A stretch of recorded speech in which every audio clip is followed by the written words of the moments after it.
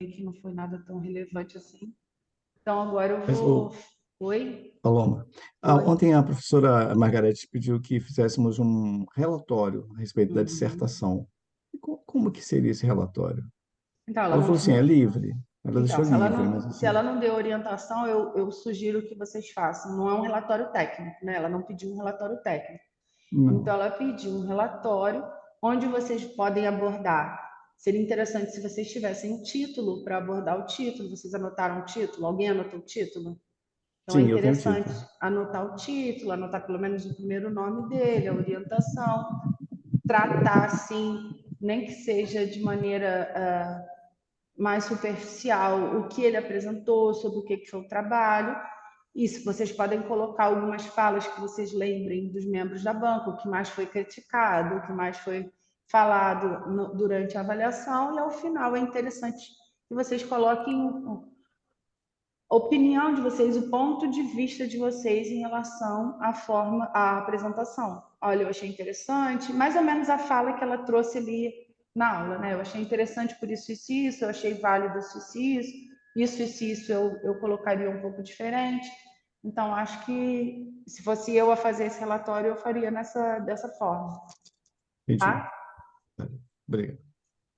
Lembrando, Celso, que isso, como ela disse, é um relatório livre. Existe um tipo de relatório chamado relatório técnico, onde a gente tem as normativas, tem a ABNT, que agora, obviamente, eu não recordo do número, mas que eu tenho ela aqui, posso passar para vocês no momento oportuno, que orienta como fazer um relatório técnico.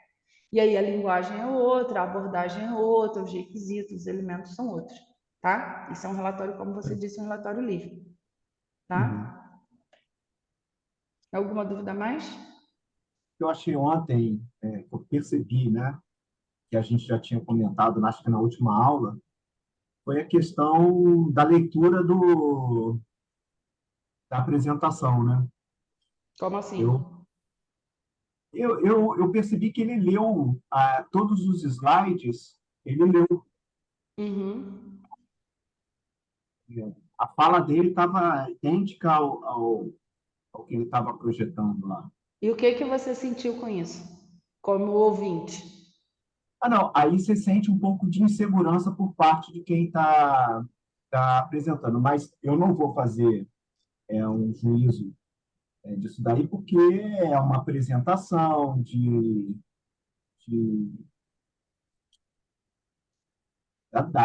do trabalho dele, né? Então, às vezes Uhum. a pessoa fica nervosa e tudo mais. Mas, Uhum. assim, assim, eu percebi isso, né? Mas Essa, mas eu achei que foi uma apresentação bem sucinta, bem, ontem eu falei, bem reta não, né? Bem direta. uhum. Essa sua fala, Rafael, é interessante porque mostra como a leitura do texto incomoda, né? Quando a gente coloca um material só com texto, a gente fica incomodado. Então, por mais que o apresentador, né, o texto, sirva como um apoio para quem está apresentando, para a audiência, que era o caso de vocês naquela situação, fica uma situação um pouco incômoda. Então, realmente, é interessante nesse caso que a gente use, como a gente já falou aqui, alternativas para que esse tipo de situação não se repita durante toda a apresentação. Como eu já disse para vocês, e a gente vai ver mais alguns momentos para frente, existem inclusive partes do texto onde isso é recomendado, mas existem partes do texto que a gente pode substituir por imagens. E a gente tem uma questão interessante que é a individualidade.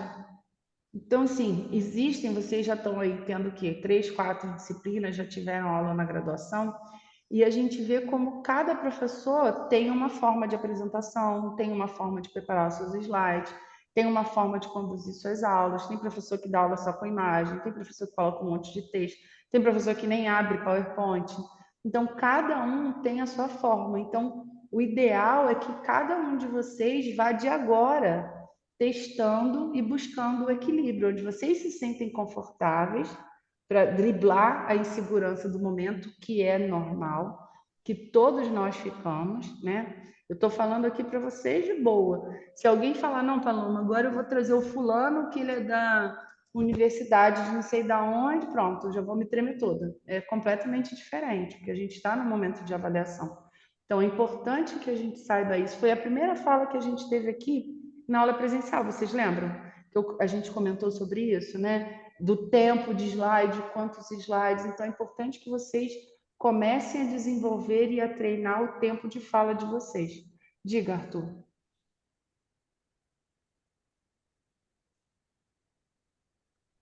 Não, só dando minhas impressões também, me pareceu que, bem, já era um trabalho que estava no final e que o pessoal da banca acompanhou bem de perto o trabalho dele.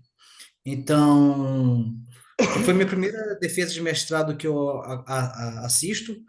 Eu achei ela menos didática e mais pro forma. Parecia que era realmente, olha, precisa ter isso aqui, vamos falar, o cara falar, apresentou no roteiro e como espectador, eu não me assisti assim, não teve aquela função didática, né? Eu não sei dali Sim. aprendendo. E é isso. Essa foi as minhas impressões. Essa sua consideração, Arthur, é uma consideração muito importante. E é uma coisa que o aluno ele reclama mesmo, porque, na verdade, a defesa de dissertação, de tese, de TCC, ela não é para o público, ela é para a banca. Então, é um momento de avaliação. E esse seu comentário é super pertinente. Assim, quando você vai assistir uma defesa de tese, uma defesa de dissertação, quando você não conhece sobre o tema, você imagina o quê? Que o tema discutido seja, ou melhor, você vai com uma expectativa que a temática seja apresentada de uma forma, digamos assim, mais superficial, para que você compreenda sobre aquele assunto. Se você não tiver nenhum conhecimento sobre o tema, é mais difícil de você compreender realmente o que está sendo tratado ali. Em relação ao fato de você ter comentado que parecia que a banca tinha uma proximidade com o assunto, eu não sei se é de conhecimento de vocês, uma etapa do mestrado chamada qualificação, mestrado e doutorado. Vocês já ouviram falar sobre isso? Sabem, então, o que é uma qualificação? Uma qualificação é uma prévia dos seus resultados. É como se fosse uma pré-banca. Então, realmente, Arthur, todas as pessoas que estavam na banca naquele momento já tinham ouvido uma prévia da apresentação que foi feita ontem. Então, eles já haviam sinalizado os principais pontos a serem corrigidos, eles já haviam sinalizado quais produtos poderiam ter sido melhorados, eles já haviam sinalizado os problemas que estavam acontecendo dentro da dissertação. Isso é praxe em todos os cursos. Geralmente, no mestrado, acontece com 18 meses e no doutorado com 36 meses, ou seja, no mestrado, 6 meses antes da defesa e no doutorado, 1 ano antes da defesa. Para quê? Para alinhar, para que os alunos não cheguem lá no dia da defesa muito ruins. Então, isso é praxe de todos os cursos de mestrado e doutorado fazem isso. Então, é uma prévia da banca, com a mesma banca, às vezes tem um membro externo só e um membro interno só, mas sempre tem uma banca para avaliar aquele trabalho, para direcionar o trabalho. Tá? Então, isso é normal, isso é com todos vocês vão passar pela qualificação e pela defesa. Tá? A gente costuma observar, eu quando participo de banca, eu costumo dizer que, para mim, a qualificação é mais importante do que a defesa. Porque na defesa você já teve o ajuste, você já teve ali o refinamento de alguém. Alguém já foi lá de fora do trabalho, já deu as opiniões, já fez as críticas, já disse onde pode melhorar, já direcionou o trabalho.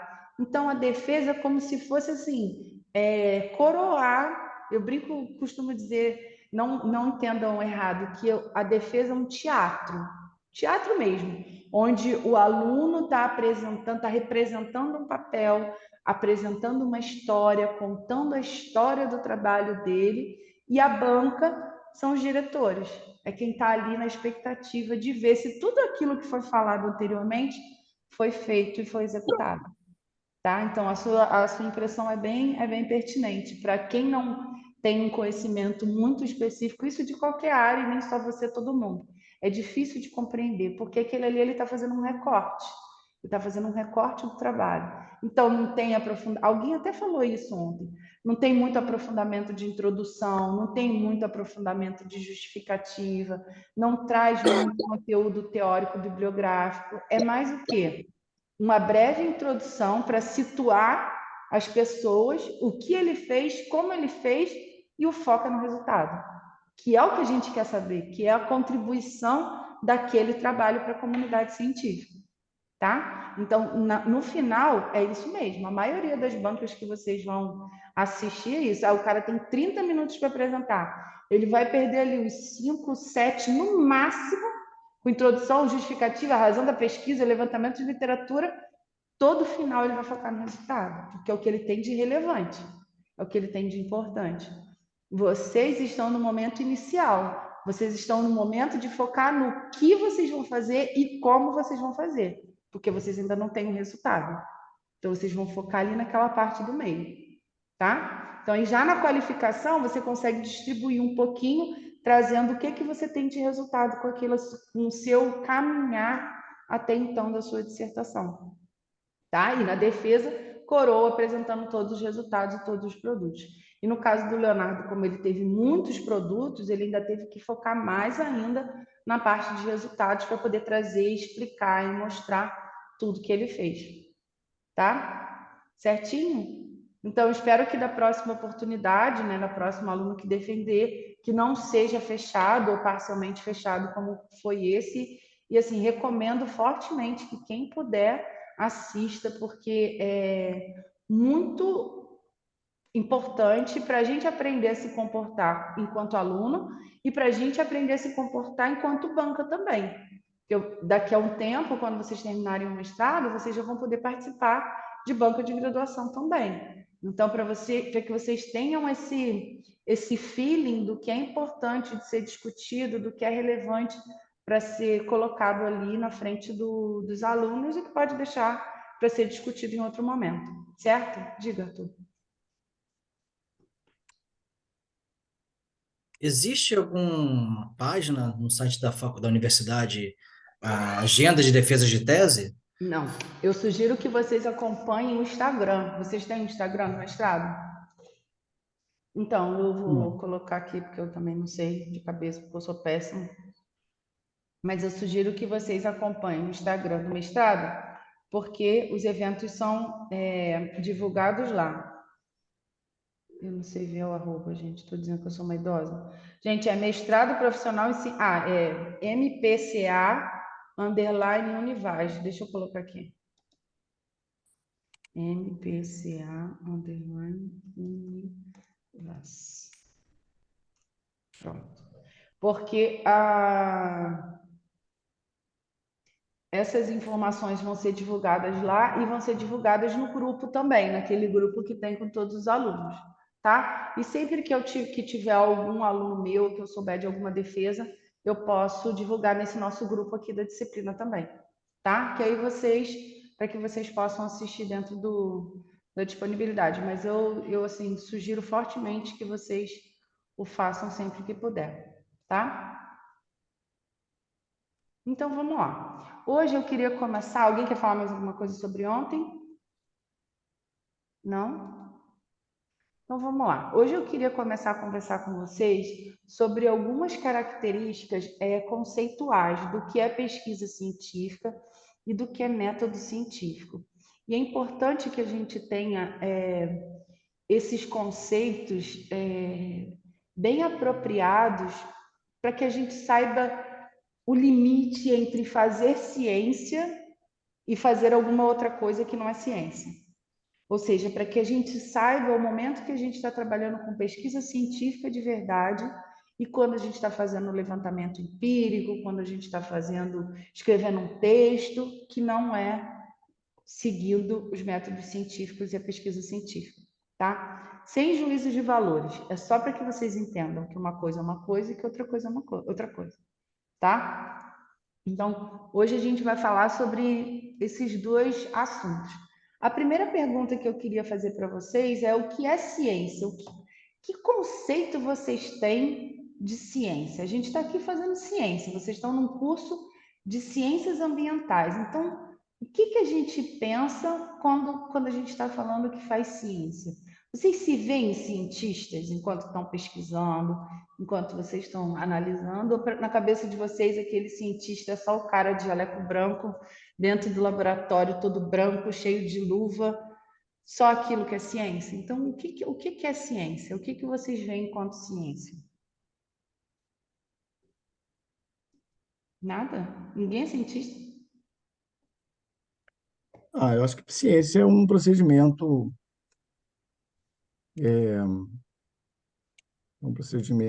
que tem como objetivo é, estudar algum assunto e apresentar os resultados daquilo que foi estudado, daquilo que foi proposto. Tá, estudar alguma coisa e apresentar os É. resultados. De qualquer forma, ou tem alguma coisa que Não, não, é sistematizado. oriente? É um procedimento teórico e sistematizado. Não sei se teórico estaria. Isso, muito bem. Então, você chegou na palavra que eu gostaria. A ciência, pessoal, tudo que a gente fala sobre ciência, tudo que a gente faz, a gente precisa usar, eu acho que eu tenho que apertar mais um aqui, uma coisinha chamada método científico. A gente tem que usar um método, a gente tem que usar uma normatização para que a gente possa chegar aos resultados de uma maneira, digamos assim, mais assertiva. Então, eu trouxe aqui como um ponto teórico para a gente guardar. A ciência ela surgiu como uma oposição lá do que seria ao mundo metafísico. Então, a gente tem a ciência como a necessidade, usava-se a ciência como uma necessidade de explicar o fenômeno que estava acontecendo, tudo aquilo que estava acontecendo. E como eu trouxe aqui para a gente pensar, que já vai na linha da explicação que o Celso trouxe para a gente, a lei científica, toda a ciência que a gente trabalhava, ela necessitava de uma formulação matemática, ou seja, ela precisava ser provada, ela precisava ser concreta. Então, aliado a isso, a gente tem essa expressão chamada método científico. E o que é um método científico? O método científico ele tem uma característica muito particular, que ele precisa do uso do experimento, da experimentação, explicado por meio da matemática. Então, se usava a experimentação e a matemática para explicar o mundo físico, como eu coloquei aqui para vocês. Mas nós tivemos um problema, né? Nós tínhamos um problema que essa configuração que a gente trazia aqui, que era aceita na época, ela não explicava o mundo humano. Ela não explicava o que estava fora da lógica matemática, o que estava fora da experimentação, o que estava fora da repetição. Então, a ciência, como nós vimos antigamente, lá no início, a professora Cristiane vai falar sobre isso com vocês, lá na disciplina de ética, eu não vou entrar nesse conteúdo, só mesmo para a gente colocar uma bandeirinha, sinalizar o tempo que a gente está tratando, ela não explicava essa questão do comportamento humano. Ou seja, a gente não conseguia explicar aqui as áreas que hoje a gente trata dentro das ciências sociais. Então, a gente não conseguia explicar a psicologia, a gente não conseguiria explicar a sociologia, enfim, toda essa área relevante e importante não era explicada por esse método científico que usava o modelo experimental da matemática como base. Então, eu faço uma pergunta seguinte, que é o que é pesquisa? E aí vem a resposta que o Celso trouxe para a gente, que a pesquisa é um conjunto de procedimento sistemático. Sistemático, pessoal, é sinônimo, nesse caso, de organização, metodologia e método. Ou seja, a gente só está fazendo pesquisa, a gente só está fazendo pesquisa científica quando a gente tem método. Não estou falando de experimentação, atenção, estou falando de metodologia. de forma de buscar. Por quê? Porque a gente vai perceber aqui que o objetivo da pesquisa científica é usar o raciocínio lógico. Por quê? Porque a lógica, ela não usa, né, não faz uso do caráter individual interpretativo, né? Ela usa ainda a base... Oi, Rafael, não vi que você estava de mão levantada, desculpa. Ela não usa ainda a base matemática. Então, a gente precisa fazer inferências em cima usando esse método sistemático, usando o método científico para auxiliar o desenvolvimento dessa pesquisa. Diga, Rafael. Agora, a experimentação, ela faz parte da metodologia que te leva ao conhecimento também, ou do método. A experimentação faz parte da metodologia ou do método? Sim, porque através da experimentação você busca também conhecimento. Sim, sim. A experimentação é uma forma, a gente vai ver um pouquinho mais para frente, nos próximos slides, é uma forma de você chegar ao conhecimento. Mas você concorda comigo que em nem todos os campos você consegue fazer uma experimentação? Sim, concordo com você. Da mesma maneira que você não consegue provar matematicamente algumas ciências, principalmente humanas, Perfeito. né? A Então gente não consegue provar. você concorda comigo então que nem tudo pode ser feito com base na experimentação? Sim, concordo com você. Concordo com você. Perfeito. Isso daí, para mim, não é questionável. Uhum. O meu questionamento é assim, eu acho aí é assim, eu estou pensando, eu estou entendendo que a experimentação, como você tinha colocado, é uma metodologia. Aí eu não sei se isso realmente pode ser enquadrado dessa forma. Hum. Vamos guardar essa pergunta para os próximos slides, onde a gente vai fazer a diferenciação de método e metodologia. Pode ser? Fica a dúvida guardada. Mas a experimentação é um caminho para você chegar no conhecimento. Assim como a observação também é um outro caminho para você chegar no conhecimento, tá? Diga, André. Sem observação e experimentação, não pode ser considerado, então, um método científico? Que pergunta de prova, isso? Tem que justificar ou posso chutar? O que você acha? Você consegue pensar? Vamos pensar, não sei. Se você perguntar uma resposta, Paloma, não sei. Mas eu não consigo pensar agora nenhuma outra forma que não seja nem A nem B. Ou você observa o mundo, seja observando, interferindo, seja observando, participando, seja observando, analisando. Ou você experimenta, vai testando, para no futuro você observar. André, eu realmente agora não consigo dizer para você se tem uma outra forma. Eu não conheço outra forma. Ou você observa ou você experimenta. Porque a experimentação característica, né, mais voltada para as ciências, digamos assim, por favor, exatas e da saúde. E a observação para as ciências sociais. Então, até então, a gente tem apenas essa dubiedade. Eu não sei se existe aí uma coisa mais nova, mais moderna, que seja um pouco diferente disso. A área química, a área de física também tem muito experimentação e observação. Sim, aliadas. Elas caminham juntas, aliadas. Sim, sim, Como também sim, tem separadas, completamente sim, separadas. sim, com certeza. Mas assim, André, eu só consigo ver essas duas formas. Porque, voltando, é porque eu não queria entrar nessa parte filosófica com vocês. Mas se a gente voltar um passo atrás, antes eles só entendiam como ciência o que era experimentado, que era o que era matemática, o que era provado numericamente. Então, ciência era só experimentação.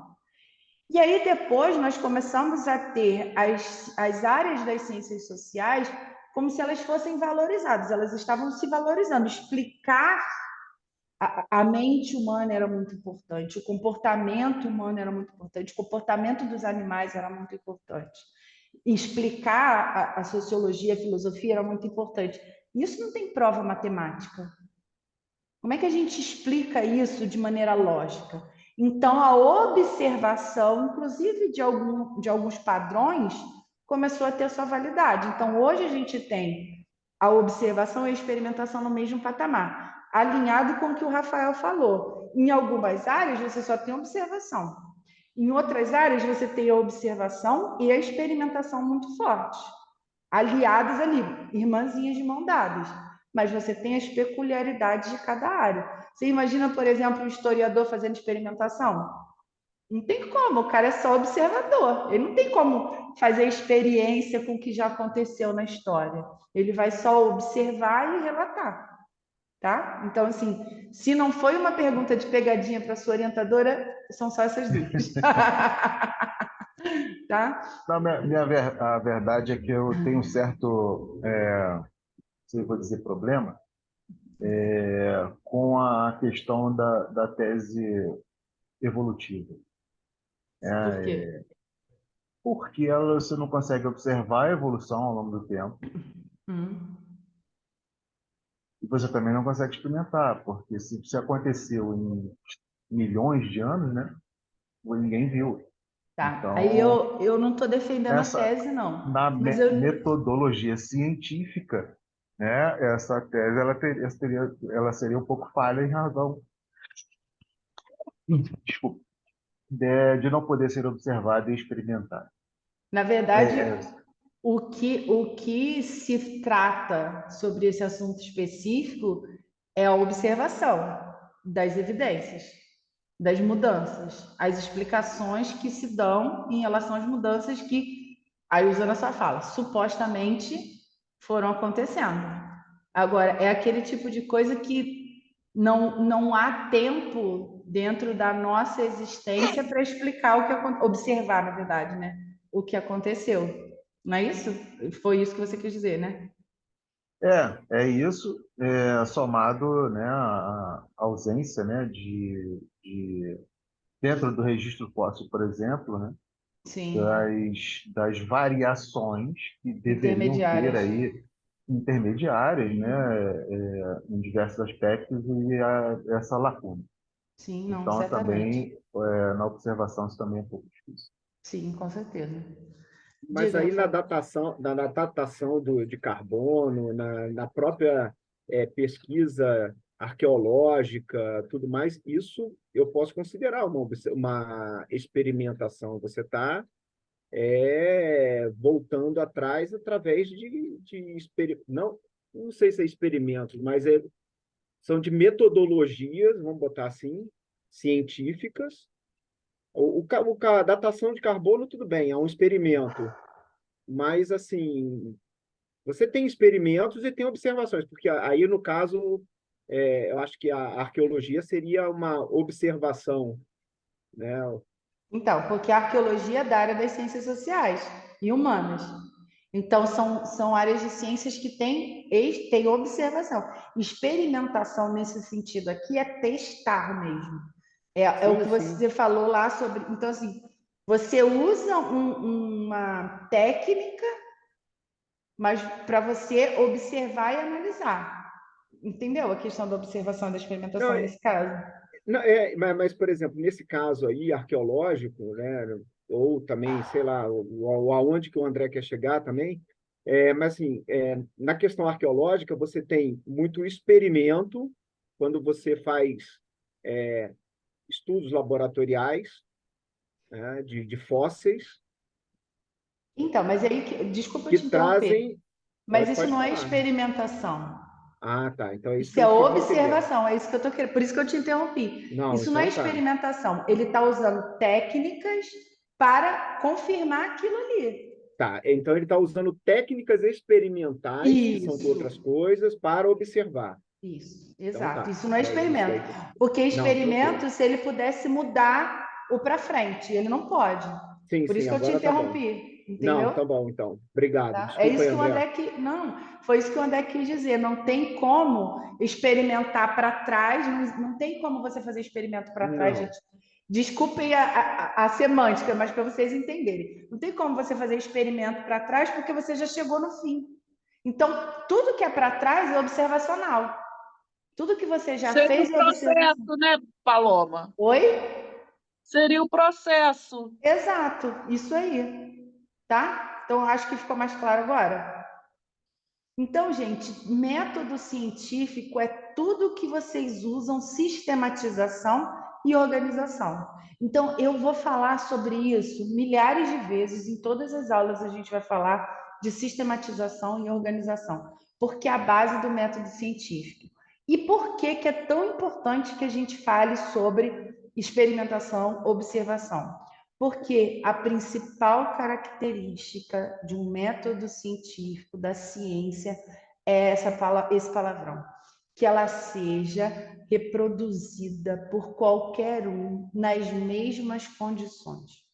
Esse negócio de experimento que só dá certo com fulano está errado. Isso não é ciência, isso é magia, mágica, macumba, inteligência artificial, é qualquer coisa, mas não é ciência. A ciência, ela tem que ser reprodutível.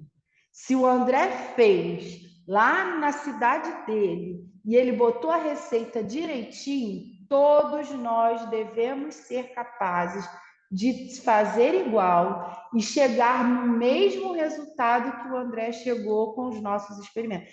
Isso é ciência. Isso, assim, é a base de tudo que é ciência. Por quê? Tem que ter a observação e a experimentação. Então, é a característica básica, nunca mais esqueçam disso. Se não tiver organização e sistematização, você não tem um resultado que pode ser reprodutivo, que pode ser reproduzido por outras pessoas, certo? Então, esse assim é o ponto principal. E aqui, Rafael, está em relação àquela pergunta que você fez, por isso que eu não quis muito me antecipar. Porque esse slide ele está trazendo aqui, de maneira sistematizada a diferença de metodologia e método. Metodologia, ele vai investigar a validade do caminho. Então, metodologia é o caminho que a gente vai escolher para fazer aquele determinada coisa. Ah, eu quero fazer uma análise, uma revisão de literatura sobre um determinado assunto. Qual é a metodologia que eu vou usar? Uma revisão de literatura. O que é método? Método, ele está dentro da metodologia. É o que você vai usar, é como se fossem os instrumentos que a gente vai usar dentro daquela metodologia. Então, por exemplo, uma coisa assim bem oposta, para ficar claro para vocês. Dentro de uma metodologia de revisão de literatura, cabe um método experimental? Vou perguntar de novo, porque tem caras assustadas. Dentro de uma Não, metodologia de revisão de literatura, cabe um método experimental? Não. Não. Alguém pensou que sim, talvez sim, pode ser que sim, eu acho que dá para fazer? Não, gente, a gente está falando, eu peguei assim, o exemplo mais oposto para ninguém ter dúvida. A metodologia é o caminho que eu escolhi seguir. O método é como eu vou fazer aquele caminho. Quais os instrumentos que eu vou utilizar para fazer aquele caminho, para seguir aquele caminho.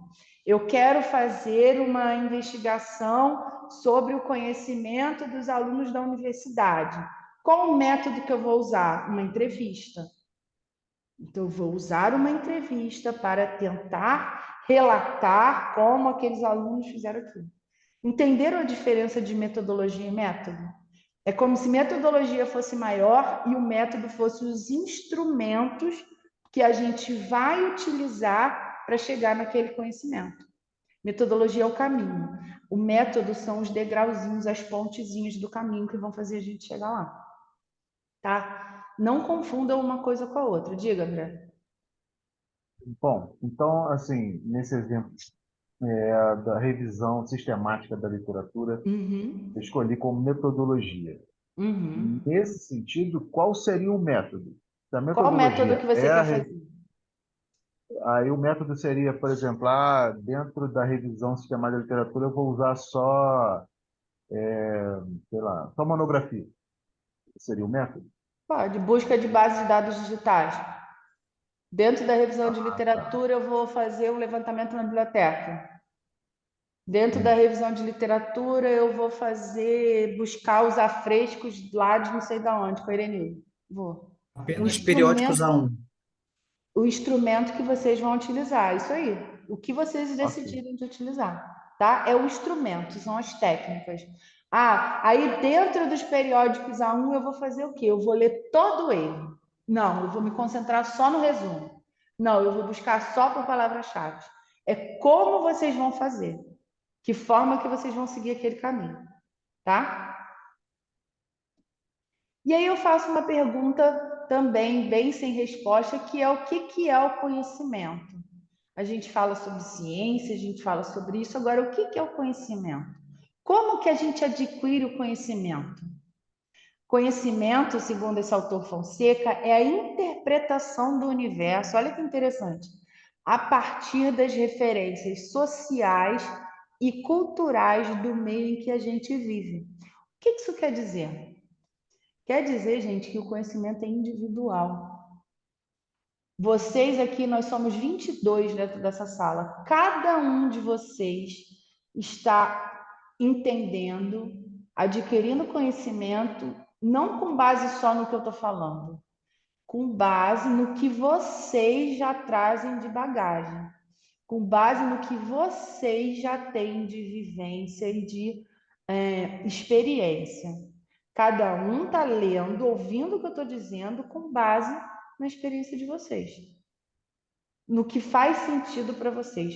Por que eu estou falando com isso? Eu gosto muito de usar essa imagem. O que para uns aqui, ó, isso aqui é a mesma coisa, vocês estão vendo? O que é isso aqui? Lata. Lata.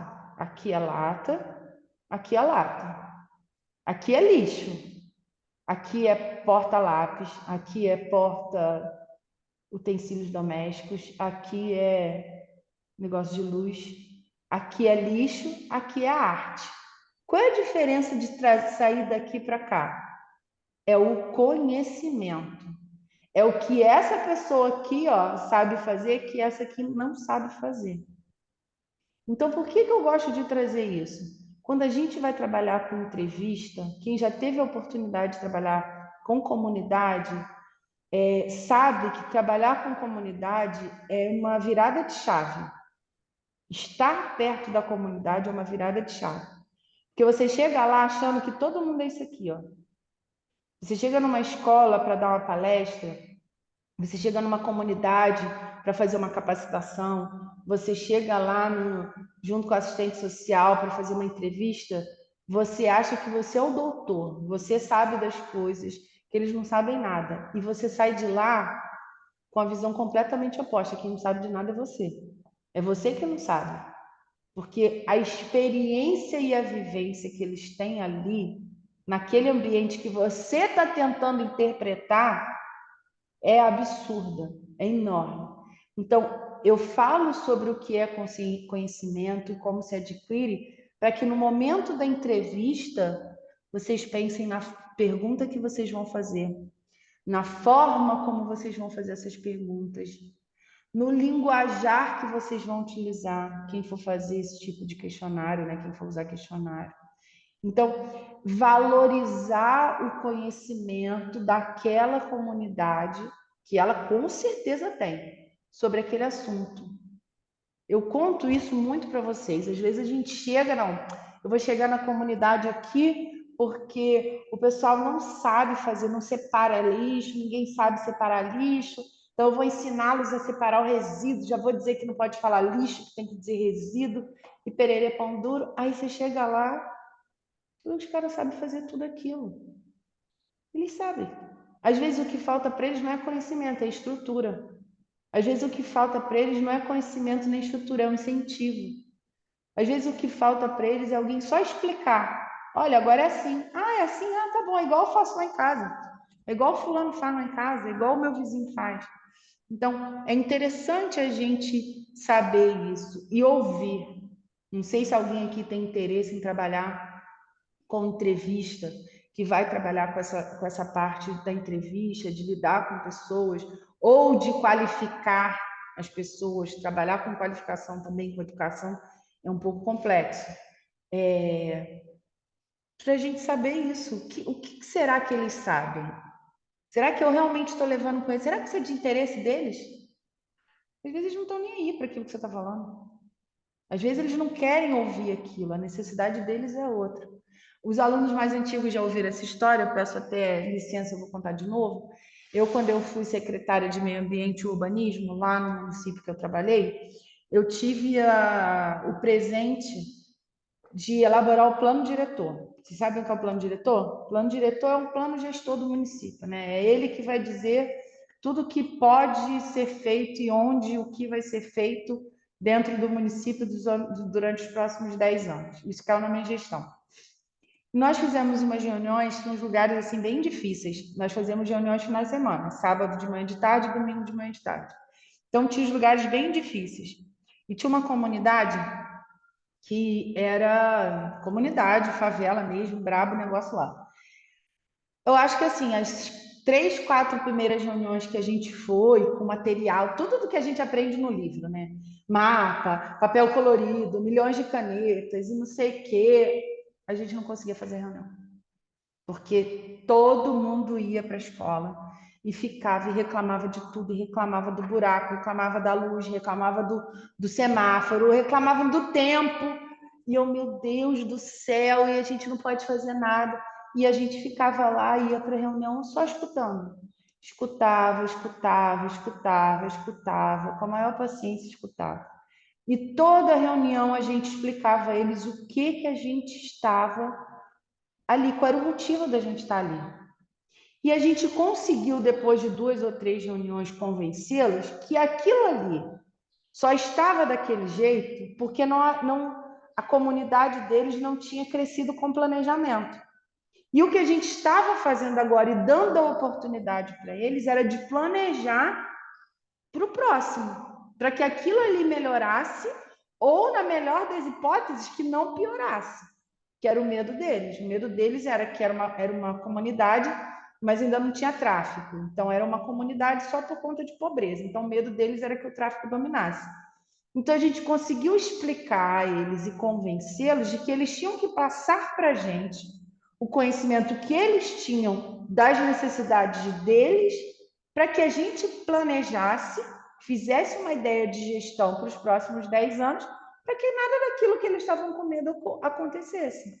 Então, assim, foi uma experiência muito difícil, mas depois que a gente conseguiu realmente ganhar, entre aspas, essa comunidade, a gente não teve problema mais nenhum. E foi a comunidade que mais esteve presente no dia da audiência pública, no dia que foi votado na Câmara, no dia da audiência pública, que a gente meio que ameaçou eles assim, olha só, vai ter lá, os vereadores vão votar. Se vocês não tiverem lá para botar a força no vereador de vocês, eles podem mudar tudo. Então foi a nossa sorte com essa fala que eles compraram a ideia e felizmente a gente conseguiu aprovar o plano diretor sem nenhuma alteração. Então, mas o que a gente foi lá? A gente foi buscar o conhecimento que aquela comunidade tinha.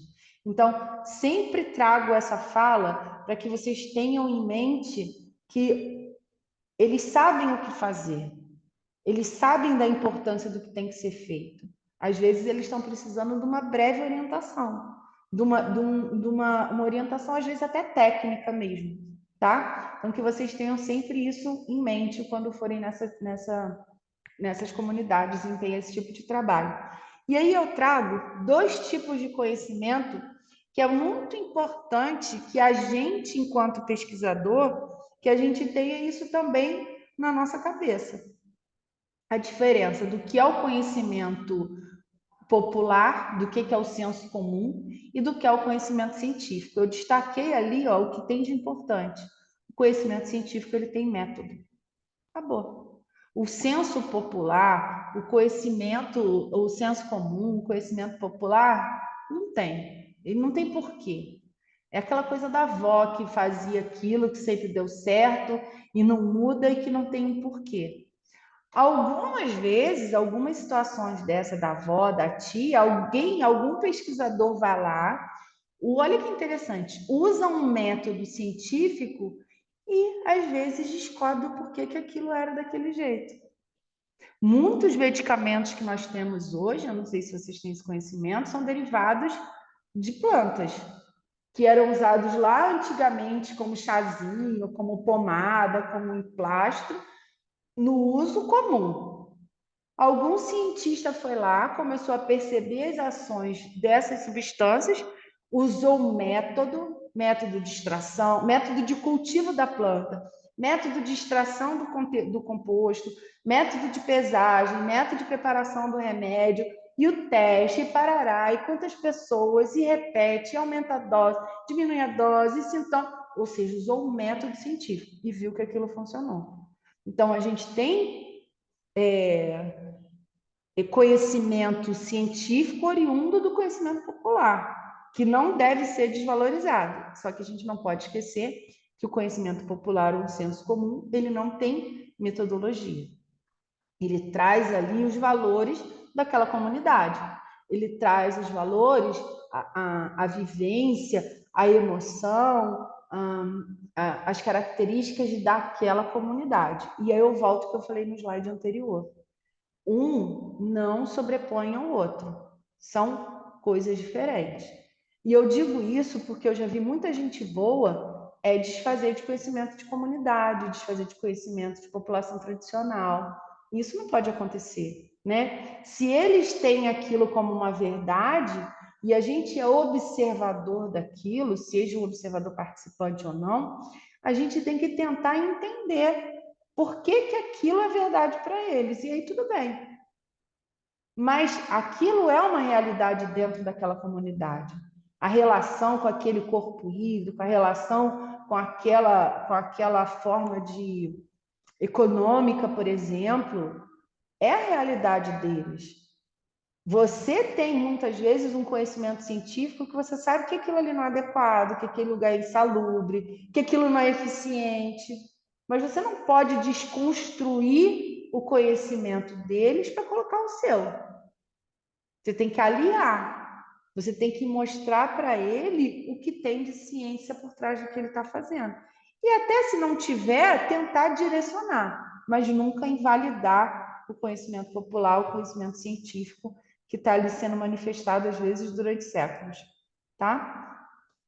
Outros dois tipos de conhecimento que eu queria trazer para vocês aqui, para a gente falar brevemente, é o conhecimento filosófico, né, que está relacionado com todos aqueles filósofos que a professora Cristiane está trabalhando com vocês, que faz a reflexão, que faz com que a gente questione os nossos valores, que faz com que a gente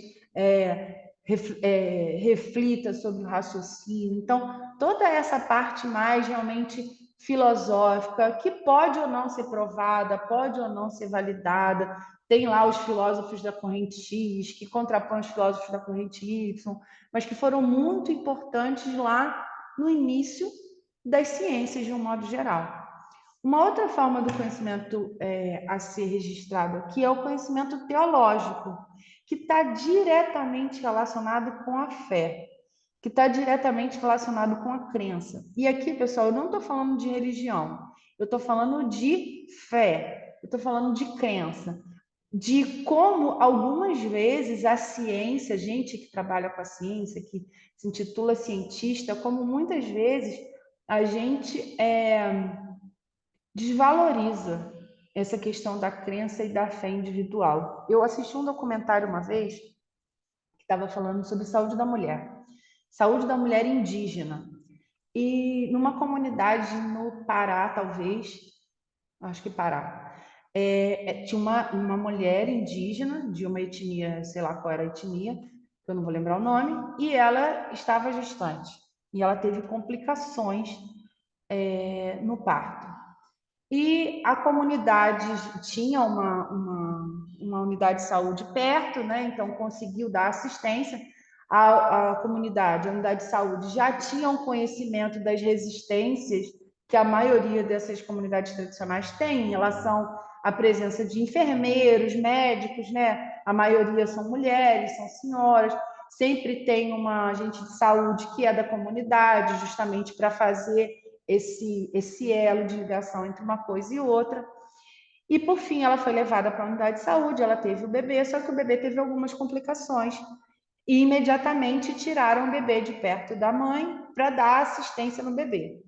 Se fosse eu, se fosse a mãe, a filha, a irmã, a cunhada, a vizinha, de todos um ou de qualquer um de nós, era isso que na nossa cabeça era o certo, não é isso? Se o bebê teve uma complicação, eu vou tirar de perto da mãe, vou levar ali para o médico, ou para a médica, ou para a enfermeira, para que ela possa dar assistência. E na etnia que ela fazia parte, a primeira criança a pegar o bebê tinha que ser o pajé, sei lá, o cara lá, o líder religioso. Não deram para ele. Sabe o que aconteceu com essa mãe? Essa mãe renegou a criança. Porque ela entendeu que, como não tinha passado por aquele representante espiritual, não tinha tirado todo lá a energia, sei lá o que, ruim daquela criança, e ela não queria aceitar a criança. Então, assim, tem sentido isso? Não sei. Para mim, não sei se tem, se não tem, sei lá se tem.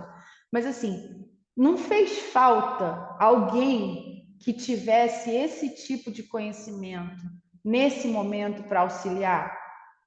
Então, o conhecimento teológico que eu estou querendo trazer para vocês não é o da religião, é o conhecimento e o respeito da fé alheia. É o conhecimento e o respeito do momento de comungar aquela fé, da crença. André é secretária de Meio Ambiente, eu atuei como secretária de Meio Ambiente, a gente sabe o problema que é religiosidade e queimada, não é, André? É um problema sério. Quando Fogueira. fogueira está totalmente ligado com isso. Quantos incêndios será que não começam por conta de uma fogueirinha de São João? A fogueira de São João, a festa junina hoje é uma festa, mas a base da festa junina é uma festa religiosa, né? É a comemoração dos santos lá do mês de junho, julho, do inverno. Então, assim, e é preciso que se saiba, o André, por exemplo, como secretário, ele já sabe que vai chegar nessa época do ano, ele vai ficando desesperado. Tem balão, tem fogueira. Então, ele tem que começar o quê? A fazer as campanhas para tentar conscientizar a população do risco Pereira Pão Duro. Então, assim, gente, quando eu falo em conhecimento teológico, é esse tipo de conhecimento que eu estou trazendo. Conhecer isso dentro da sua comunidade, conhecer isso dentro do grupo populacional, se isso for relevante. Se não for, a vida que segue. Mas se isso for impactar no desenvolvimento do seu trabalho, isso tem que ser considerado, avaliado, sem sombra de dúvida, tá? Rapidinho. Essas questões, pessoal, elas aparecem muito quando a gente está trabalhando na área das ciências sociais, das ciências humanas. Quando a gente vai trabalhar com entrevista, nossa, isso aqui, todo o tempo a gente tem que estar pensando sobre isso. Como falar sobre esses assuntos.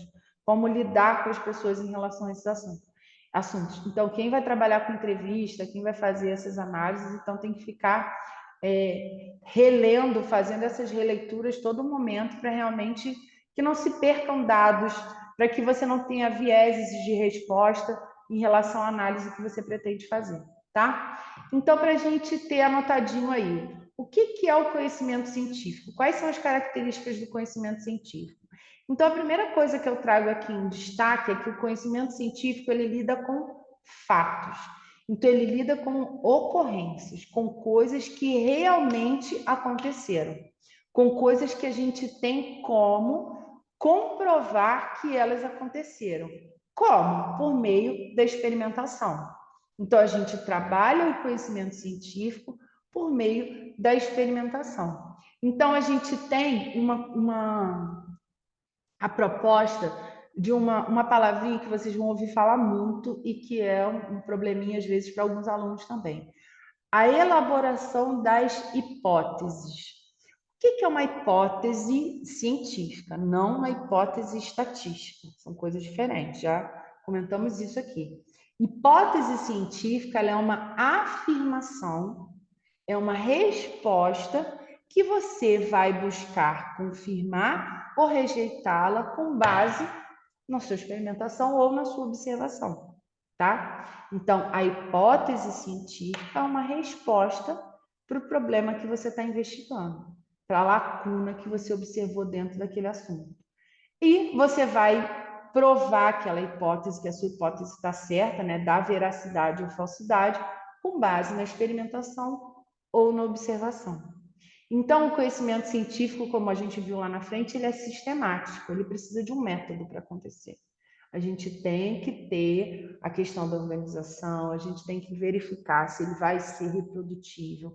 Então, conhecimento científico é igual a método. Isso a gente não pode esquecer nunca mais. E o interessante é essa última frase que a gente tem aqui, ó.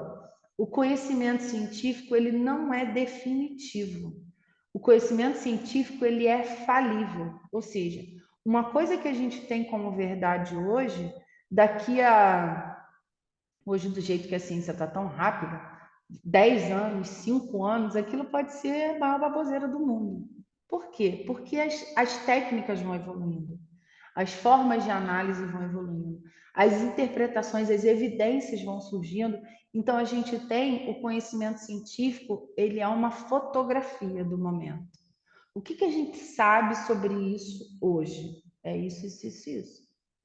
O que a gente hoje tem uma doença X.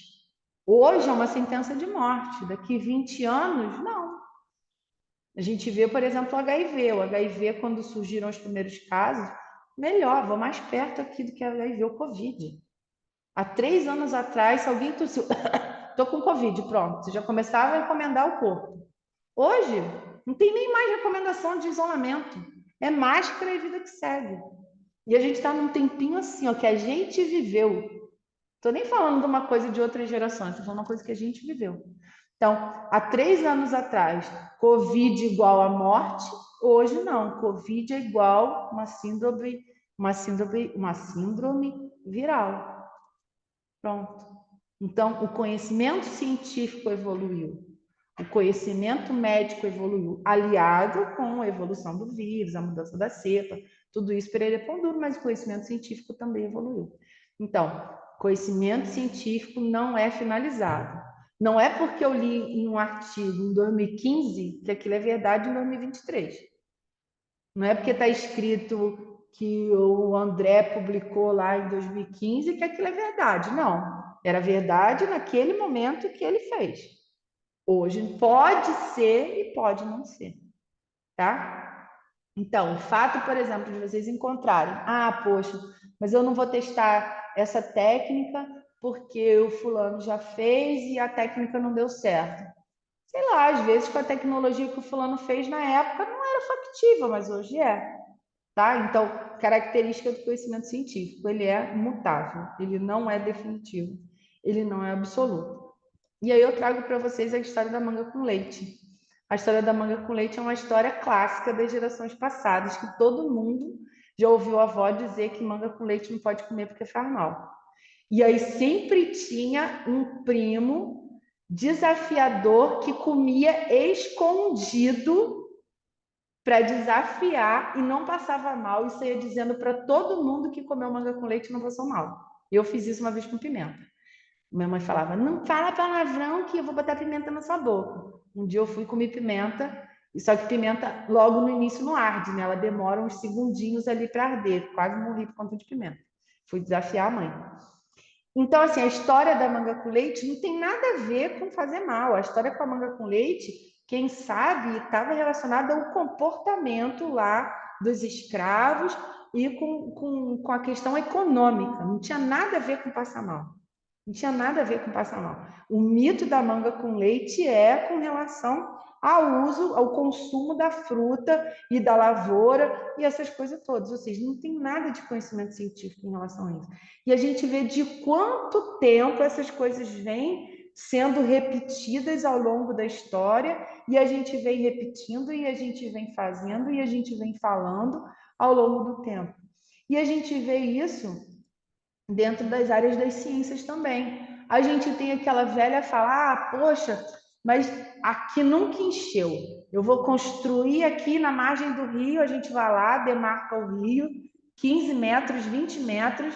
Aí o cara fala assim, eu vou construir nada. Você acha o quê? Que vem aqui e vai mandar tirar minha casa? Eu moro aqui há 10 anos, nunca encheu. Aí você mostra a série histórica.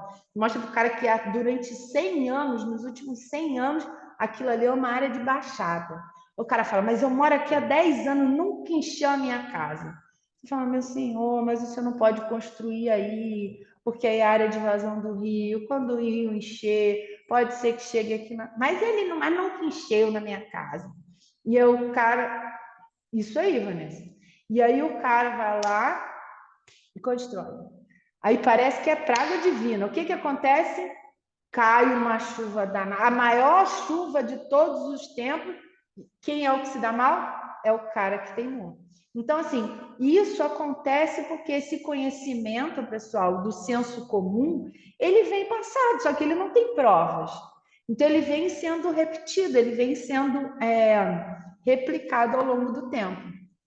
Então, a gente, enquanto cientista, a gente precisa não diminuir, não denegrir, não ignorar esse conhecimento popular, mas conseguir mostrar dentro desse conhecimento popular o que tem de ciência e o que não tem, tá? Então, isso é para que vocês possam perceber que muitas vezes vocês vão encarar essa resistência do que, mas sempre foi assim, mas a gente sempre fez assim, nunca mudou, a gente sempre jogou o lixo aqui, nunca teve problema, a gente sempre jogou, desde a época do meu avô é assim.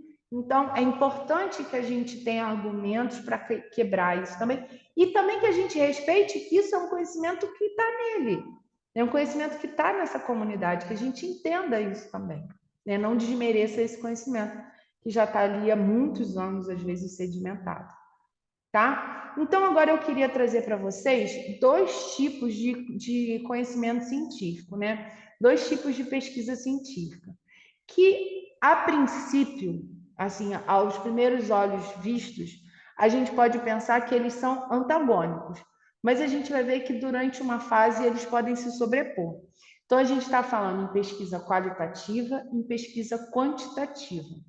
Vocês já ouviram falar em quali e quant? Todo mundo já sabe o que vai fazer pesquisa quali e se vai fazer pesquisa quant? Todo Eu vou mundo fazer sabe. os dois. Rafael Eu vai ainda fazer tenho dúvida se a minha não esbarraria em ambas, né? Qual e quantitativo. E aí? Só porque eu falei que elas são antagônicas, todo mundo ficou com medo de escolher, né? André, Rafael. É que Não, não é mesmo nem as medo de escolher, não. qualitativas, É de ter ambas.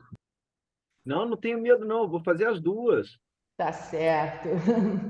Vamos lá. Diga, alguém estava falando também. não, é que mesmo as qualitativas precisa de uma métrica, né? Não Eu acho que, necessariamente. pô, mas precisa de uma, olha, isso é bom, isso é Qual que é a ruim, sua mesmo o formação, raio Arthur? passa, engenheiro mecânico. Aí, ó, exata gritando. Só consigo Então, provar assim, se eu tiver um número. Não é, necessariamente. porque você pode basear em pesquisa bibliográfica na área de educação, é muito comum, por exemplo. Exatamente. A minha primeira faculdade foi totalmente baseada em pesquisa bibliográfica, foi legislação.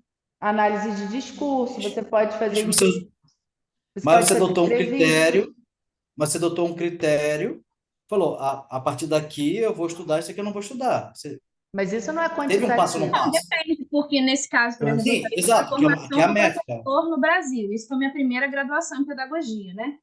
Aí eu falei da formação do professor na época de educação infantil no Brasil. E eu falei Sim. basicamente em todo o processo histórico e na questão da legislação aplicada a esse tema. Então, em momento nenhum, eu falei nada quantitativo, foi qualitativo o tempo todo.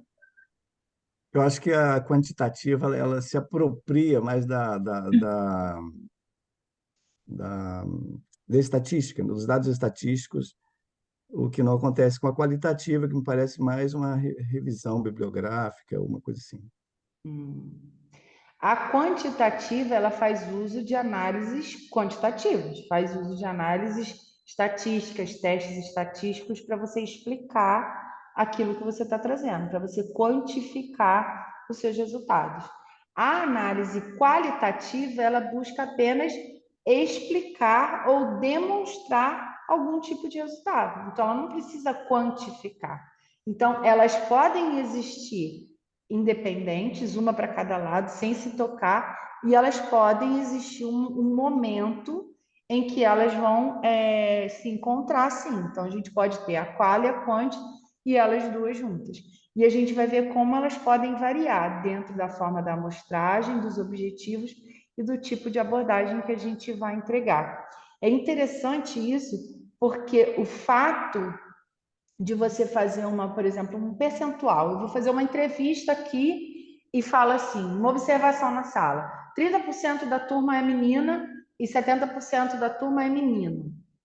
Alguns desavisados imaginam que isso pode ser visto como uma pesquisa quantitativa, porque eu fiz ali um percentual. Mas o que vai dizer se aquela pesquisa é quantitativa ou não é a forma como a gente vai interpretar. Se eu estou usando isso para dizer que o curso de Ciências Ambientais é um curso majoritariamente feminino, por isso ele tem tais e tais e tais características, ela é uma pesquisa quali. Se eu estou usando aquilo para comparar com outros cursos, uso um teste pererê pão duro, ela é uma pesquisa quant. Deu para vocês visualizarem? Não é o fato de ter números no resultado, de eu fazer um percentual, de eu quantificar, que isso vai me bater o martelo que aquilo é uma pesquisa quantitativa. Tá? É o objetivo dela que vai dizer se ela é uma pesquisa quali ou se ela é uma pesquisa quant. Porque a gente vai ver que, em relação à abordagem, a pesquisa quali, ela quer explicar. Então, quando vocês estiverem fazendo uma pesquisa qualitativa, o que vocês querem entender, explicar, entender e relatar. Se para isso vocês vão precisar de um número, show de bola. Se vocês não vão fazer uso de um número, de uma métrica, de um valor numérico, show de bola também, tá? Então, a pesquisa quali, ela tem como objetivo explicar. Eu lembro, para ficar mais fácil, quando a gente estudava lá atrás as qualidades, lembra? Quando a gente estava lá na educação infantil, que a gente aprendia a escrever a qualidade. Ah, a cadeira é grande, a sala é pequena. Então, a qualitativa, ela tem como objetivo explicar os fenômenos. Então, a Vanessa fez um estudo que tinha como objetivo explicar para a comunidade científica como era a formação dos professores de educação infantil. Ponto. Se para isso ela precisou dizer que 80% eram mulheres, não fez disso uma pesquisa quantitativa, tá? Então, analisa dados não métricos que não podem ser quantificados. É uma pesquisa, olha que interessante, exploratória. Ela tem como objetivo compreender o fenômeno, ou seja, ela é uma pesquisa de investigação de dados, investigação de base de dados. Então, ela tem como base explicar para compreender para explicar, compreender para explicar. Então, ela vai explorar para que a gente compreenda e retrate para o outro aqueles resultados. Agora, em relação à pesquisa quantitativa, não. Em relação à pesquisa quantitativa, a gente faz aqui, ó, o uso da estatística. Para quê? Para que a gente possa comparar. A gente precisa dos dados estatísticos, de uma análise numérica para quantificar o fenômeno que a gente está estudando. Então, os dados, os números, eles vão ser submetidos a um tratamento estatístico para que a gente possa explicá-los da maneira mais adequada, tá? Então, a diferença de quali e quant é isso. Quali explica o fenômeno, você observou e explicou o fenômeno. Quantitativa, você observou fez uso de metodologias estatísticas, de métricas, quantificou aquele fenômeno para que você possa apresentar, tá? Alguém consegue dizer mais claramente, ou melhor, alguém ficou com alguma dúvida, quer trazer a sua pesquisa ou seu objeto de pesquisa para a gente tentar elucidar se é uma pesquisa quali ou se é uma pesquisa quant? Como eu disse, agora mais ainda, eu acho que a minha pesquisa abrange os dois aspectos, Fale, André. tanto qualitativo quanto quantitativo. Qualitativo, no sentido de reproduzir, né, os principais dados levantados em relação aos resíduos sólidos, né, a parte de coleta seletiva, os índices de materiais recicláveis hoje, né, tem aí os Abrelp da vida, né, as empresas que fazem estudos nesse sentido e dizem como é que está o panorama no Brasil ou em alguns estados, essa coisa toda. Então, são um levantamento, né, uma revisão sistemática da bibliografia e em termos qualitativos, mas em algum momento eu vou ter que demonstrar, por exemplo, os dados do município em relação ao incremento, ao aumento, desde a implantação da coleta seletiva, o que aumentou, comparação ano a ano, enfim. Então, eu tenho dados também quantitativos. Então, me parece que a pesquisa, o meu projeto de pesquisa, ele vai se deparar com esses dois aspectos em algum momento, e talvez ele seja, então, enquadrado numa pesquisa quali quantitativa. Posso estar equivocado, mas penso agora que é nesse sentido. Alguém concorda? Alguém discorda? Ninguém entendeu nada? Tá todo mundo aí, gente? Todo mundo fechou a câmera, desistiu da aula depois do almoço? Gente, vamos lá, hein? Então, é isso mesmo, André. Eu acho que no seu caso, a gente tem as duas questões muito claras. Você tem a parte da análise dos dados, que você vai fazer o levantamento dos últimos anos, vai fazer estatística para ver se melhorou, se diminuiu. E eu vejo a sua parte quali não como a parte da Brelp, não, como a parte que você vai descrever a metodologia que você usou para implementar a coleta seletiva no município, a parte do relatório técnico. Isso eu vejo como a sua parte qualitativa. A sua parte quant, sem sombra de dúvida, vai ser a análise da quantidade de resíduos que você foi coletando ao longo desses últimos anos. Então, acho que eu vejo essas duas divisões, sim, mas não da forma que você demonstrou, tá? Alguém mais quer falar? Não? Todo mundo bem resolvido com o projeto? Que Eu bom. não tô, não. Então fala, Não tô, Silvânia. não. Não, eu acho que o meu tem quantitativo, né? Porque a intenção é diminuir a pegada ecológica, né? É por aí. Então, eu acho que vai ter uma quantitativa. Agora, conforme você falou, também eu acho que vai ter. Como que eu vou descrever como que o CREA, né, a minha regional ali, fez essa melhora de diminuir, né, essa pegada? Eu não sei, eu acho que porque o meu projeto ainda não está bem definido, né? Eu pensei no mestrado há pouco tempo, então a minha ideia ainda não está bem formada. Então, por isso que eu acho que eu ainda estou muito perdida em tudo, mas eu acho que vai ter a parte quantitativa, né? Eu acho que tem, para eu ver qual que é o consumo, qual é a pegada de carbono do CREA. Hoje em dia, que não pensa em nada, não tem separação de lixo, não tem nada, não tem reaproveitamento, não pensa numa energia melhor, né? Que diminua a pegada, não se preocupa, uso ainda muito de papel, podendo ter todos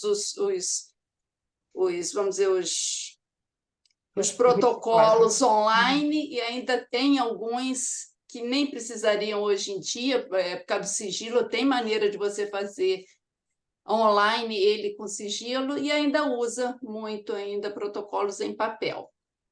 Então, eu acho que tem que ter um quantitativo.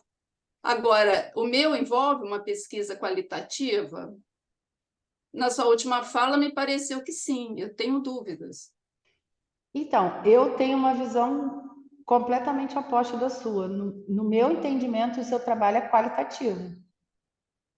porque você vai investigar os processos que acontecem hoje, que você já sabe que acontecem, você vai investigar, você vai explorar como isso está acontecendo dentro da instituição, vai fazer uma proposta de adequação e vai apresentar uma proposta de adequação, não é isso? Diminuindo, né? Sim. Mas você não vai conseguir conferir a métrica da diminuição. O resultado final, né? Não Vocês teria, concordam, realmente. gente? O problema é justamente a parte métrica, né? Do tipo, a Silvane falou que quer melhorar isso. Então, tá numa situação A e vai para a situação B. Ao comparar as duas situações, menos descarte, mais descarte seletivo. Hoje é 0, e no final do trabalho dela, se implementado, vai ter 10 quilos. Foi de 0 para 10 quilos. Voltando, eu acho que, eu concordo com você, falando que o foco desse trabalho é a criação de Qualitativo. processos. É a criação de processos. Mas sim, dá para a gente mensurar e colocar métricas. E aí vem a minha dúvida, né? Onde é que eu traço a linha? Olha, eu Não tem consigo linha. Exato, Não tem perfeito. linha, não tem linha. Se ela usar uma pesagem hoje, no primeiro período, e usar uma pesagem lá no final do quarto período, fizer uma estatística, é qual e quant. Não tem linha. Se ela partir da suposição que hoje não é feito, como ela disse pra gente, hoje não é feito, é tudo no papel, pererê pão duro, botou foto, fez não sei o quê, mas não pesou, não quantificou. E lá no final, ela mostrar um processo que, olha, a gente criou, vamos supor que ela vai elaborar um sistema de computador, o produto dela é um sistema computacional. E ela mostrou, olha, eu fiz um produto e as pessoas estão usando. Isso certamente diminuiu. Enquanto? Não sei. Meu objetivo não era medir.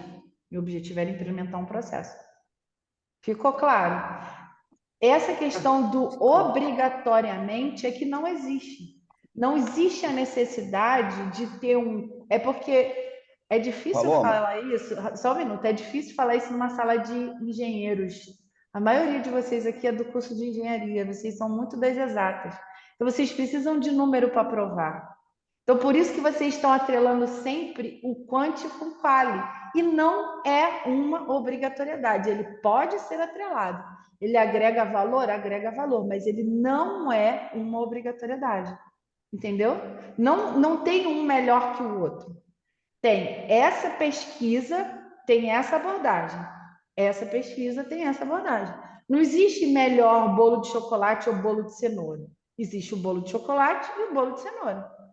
É que eu tinha entendido no início da sua explicação que o que qualificava era o resultado final. Agora eu estou vendo mais que é o processo, é a abordagem. Sim, é a abordagem. É a abordagem. É a abordagem que define mais. É a abordagem que você vai dar na sua condição da pesquisa. Se você meu vai produto... dar uma abordagem estatística ou não. Perfeito. Arthur, Sim. é o peso, a importância que você está dando para isso. Isso é um número que vai me explicar ou isso é o ponto-chave do meu trabalho? Eu vou focar no processo ou eu vou focar na diminuição? É isso que vai dar a escolha se vai ser um lado ou outro. Tá? É uma coisa que você até matou uma charada, você viu como psicóloga agora dentro de mim. Que meu produto é montar uma gerência. Não tem número, é 100% qualitativo. Sim. Eu estou sentindo um pouco de falta de métrica, assim, do tipo, quantos Porque processos... você é engenheiro. Você viu quando você fez a primeira pergunta lá, 15 minutos, eu perguntei, mas qual é a sua formação, Arthur? Você é engenheiro mecânico. Eu falei, pronto, ele precisa... Quem é de exatas só sente certeza no número. Só sente confiança quando mede. Eu estou no meio. Eu estou no meio, porque a arquiteta está no meio. Você tem que fazer qual e quant, então, Silvane, para poder ficar segurando os dois. Mas agora eu entendi. Agora já tem um caminho. Realmente o meu é mais qualitativa, sem sombra, mesmo porque eu não vou ter esse resultado em 2 anos. Mesmo que eu consiga começar algum processo dentro do CREA, eu não vou ter o resultado final. Só falando, fazendo um parênteses em relação ao que a apresentação, quem estava ontem na apresentação do Leonardo. O Leonardo ontem apresentou números, vocês lembram? Ah, a gente agora teve 1 tonelada de não sei o quê, economizou não sei quantos reais, mas o trabalho dele não é quant. Aquilo ali ele mostrou, ele usou uma métrica, um número, prestem atenção, para mostrar o processo. Ele fez uma pesagem, uma quantificação para mostrar que o processo foi implementado com sucesso. Foi 1.000 é ilustrativo. muito? Oi? Foi ilustrativo. 1.000 é muito? 1 tonelada é muito ou é pouco? Não sei. Depende do Sei. parâmetro. Não tem como parâmetro. Ele partiu da suposição que era zero antes.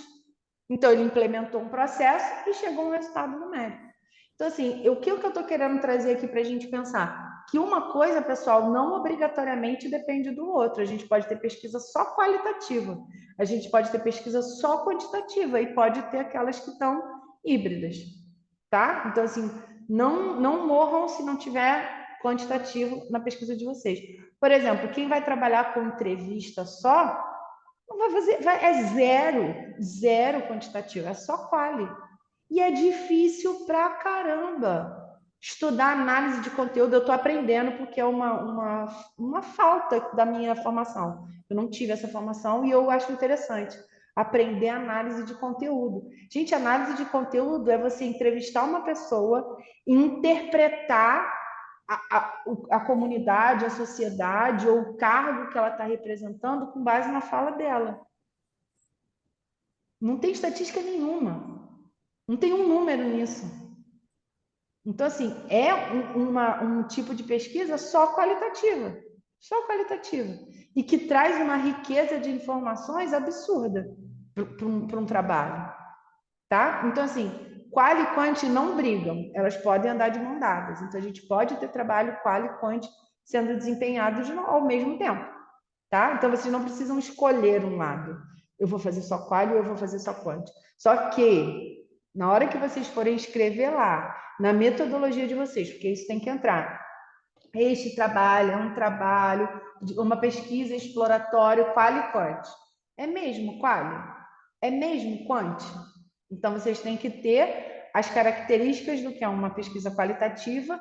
Por quê? Porque uma pesquisa qualitativa, pessoal, tem seus métodos próprios, sua amostragem própria, sua forma de análise própria, sua forma de apresentação de resultado própria, enquanto a pesquisa quant tem seus métodos próprios, sua análise própria, sua forma... Entenderam?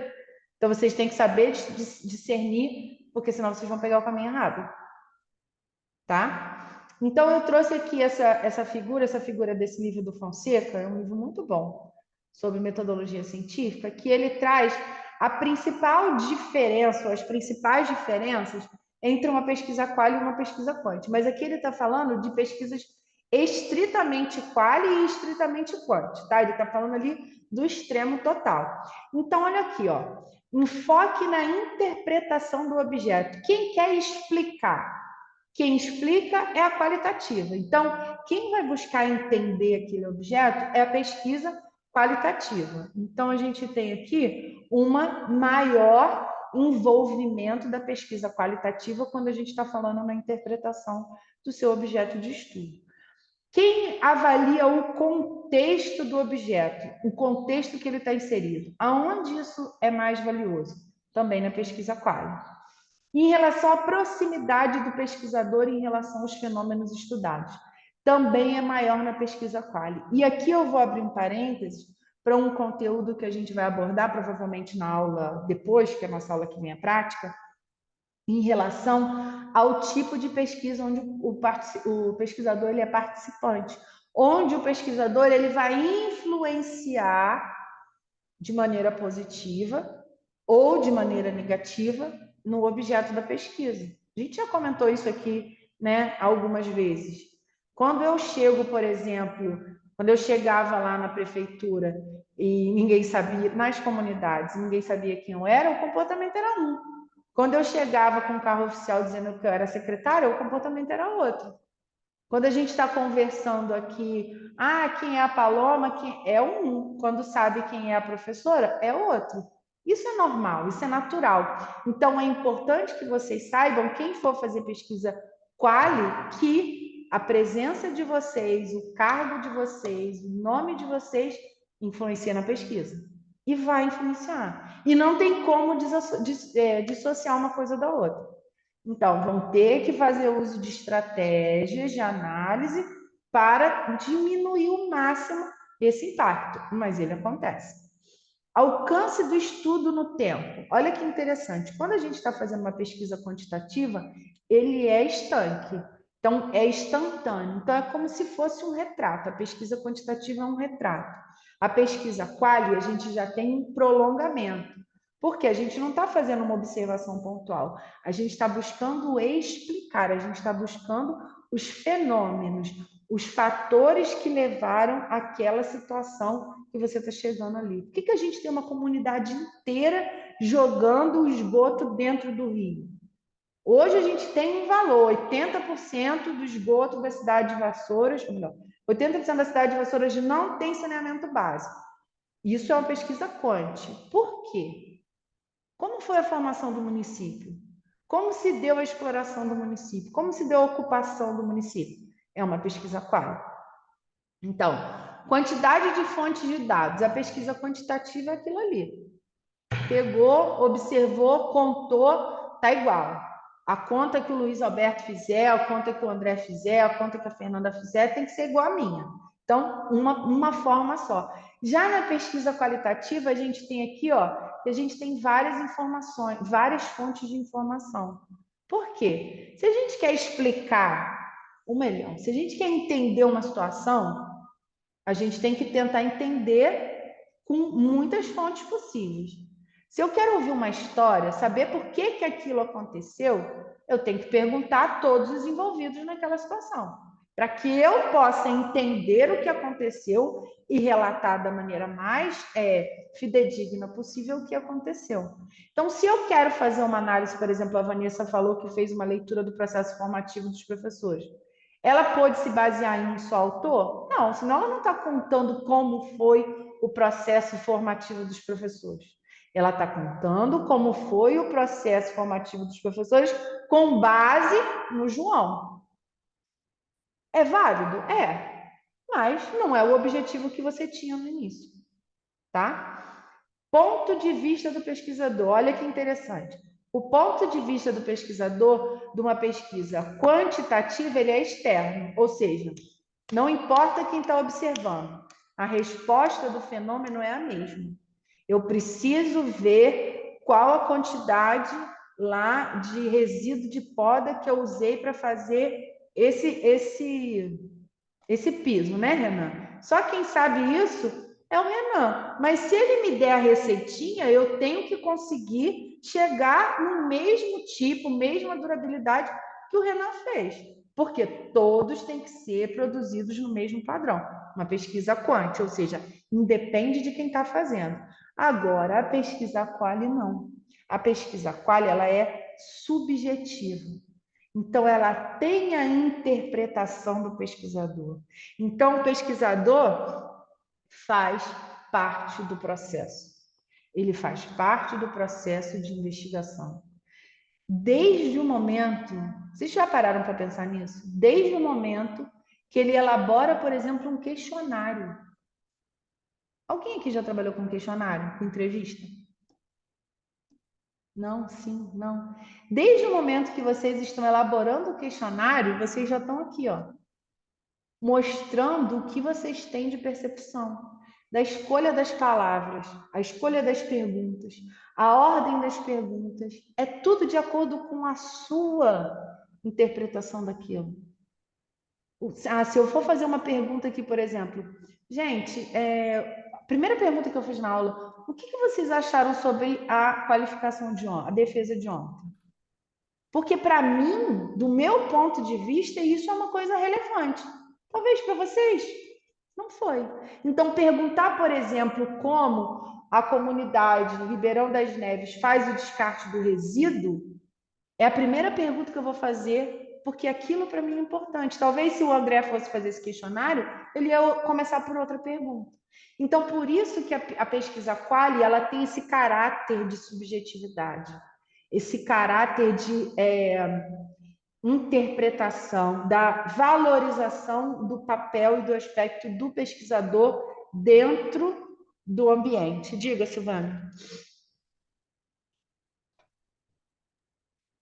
No meu caso, desculpe estar colocando no meu caso, mas eu estou tão perdida que eu estou Não, é precisando de ótimo. muita Eu adoro ajuda. quando vocês ilustram, porque a gente discute situações reais.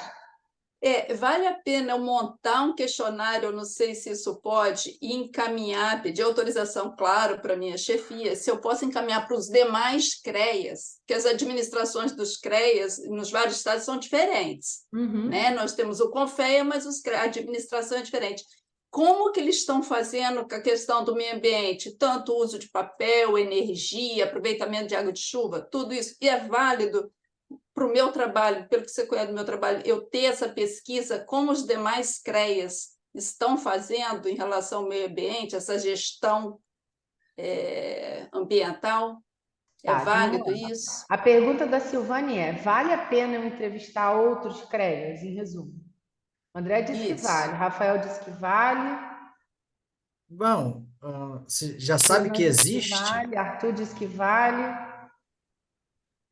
Eu vou te fazer uma pergunta. Tem um programa que é para as instituições. Eu procurei para ver se tinha algum CREA cadastrado. Eu esqueci o nome, está anotado em um papel aqui, que tem um órgão, né, que as instituições se credenciam ali e começam a seguir uma meta. Eu não vi nenhum CREA, nenhum. Por isso que eu estou pensando nessa pesquisa.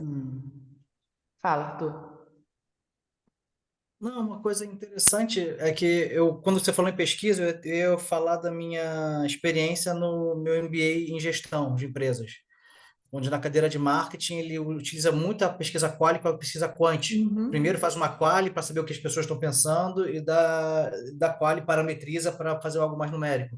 Quando a Silvana falou, vou fazer uma pesquisa com os CREAs, eu já pensei numa pesquisa muito formal. Antes eu ligaria, vem cá, pessoal, como é que é feito aí? Então, seria uma pesquisa de telefone, de WhatsApp, para, se houver uma... Aí já tem a primeira sondagem, né? Se existe ou não.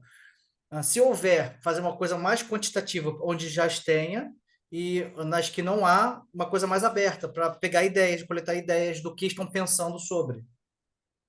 Entendi. E aí a minha pergunta para você, Silvânia, é que isso depende. Qual é o seu objetivo? O seu objetivo vai ser implementar uma política dentro do seu CREA. O seu objetivo é comparar como está o seu CREA em relação aos outros. O seu objetivo é implementar a política que tem os outros CREAs no seu CREA. São três coisas diferentes, vocês concordam? Não, é implementar, mas se tem em algum CREA algo que já deu certo, nem que seja alguma experiência pequena, utilizá-la. Entendeu? É uma pesquisa de melhores práticas. Isso seria usar o que tem de melhor prática para trazer para conseguir o meu objetivo. Entendi. Benchmarking. Então, assim, no fundo, poder você pode fazer, desde que aquilo esteja alinhado ao seu objetivo. Então, quando você, até então, antes de você ter essa ideia, eu via você olhando para o seu. Agora você já pensou em olhar para fora. Se você tem a ideia de trazer o que já está sendo implementado em outras instituições para dentro da sua, você precisa fazer essa pesquisa, inclusive. Se você vai implementar do zero usando a 3P dentro do seu CREA, você não precisa nem saber o que está sendo feito nos outros. Então, na verdade, vai depender do que você pretende fazer. Vai depender, e aí eu vou aproveitar a sua pergunta e a minha resposta para a última linha desse quadro aqui, ó, com relação às hipóteses. Se que na pesquisa quantitativa a gente precisa ter essas hipóteses muito firmes, muito bem estruturadas, que aí a gente entra muito próximo à questão da hipótese científica com a hipótese estatística, e em contraposição, a gente tem na pesquisa quali as hipóteses menos estruturadas, que é exatamente o que acabou de acontecer aqui. Nossa, será que não é mais interessante eu usar uma metodologia que já está sendo usada em outras instituições com perfil igual ao meu, né? Que supõe-se, né, que sejam todos muito parecidos dentro do meu, ver o que já deu certo lá do que daqui. Então, além de implementar, eu já vou implementar uma coisa que já foi efetiva em outro lugar. Então, a pesquisa Qualy em relação à proposição de hipóteses, em relação à questão dos objetivos, ela é, digamos assim, mais flexível. Ela permite que você possa... eu não gosto muito de dizer essa palavra, porque essa palavra tem uma conotação ruim. Movimentar, manipular o que você quer trazer ali, o que você quer mostrar. Em relação ao Kant, não. Porque em relação ao Kant, meu amigo, ou é ou não é. Ou você conseguiu ou você não conseguiu. Ou é maior ou é menor. Ou tem ou não tem. Não tem meio termo. O Qualy não. O Qualy é explicar. Então, não sei se vocês conseguem ter essa ideia de que o Kant é mais duro e o Qualy é mais fluido. Isso, para mim, são coisas muito bem visuais. O Kant é uma coisa ali, ó, reta, dura, que você não pode sair daquilo ali.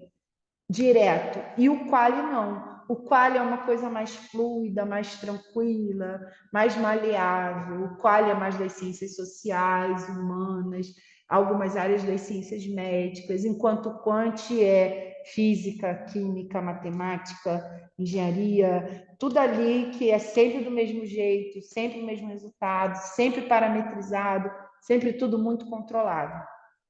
Tá? Não estou dizendo que uma é bagunça e o outro é certinho, não disse isso. Eu estou dizendo que um permite interpretações e o outro é mais rigoroso com a questão da metodologia e da forma de trabalho. São características diferentes, são filhos diferentes e a gente escolhe, né, como vai ali, qual filho se adequou melhor àquela situação que a gente está desejando. Ficou claro a diferença melhor para vocês do que a Qualy e do que a Quant? Ou confundiu? Ficou mais claro? Ficou claro.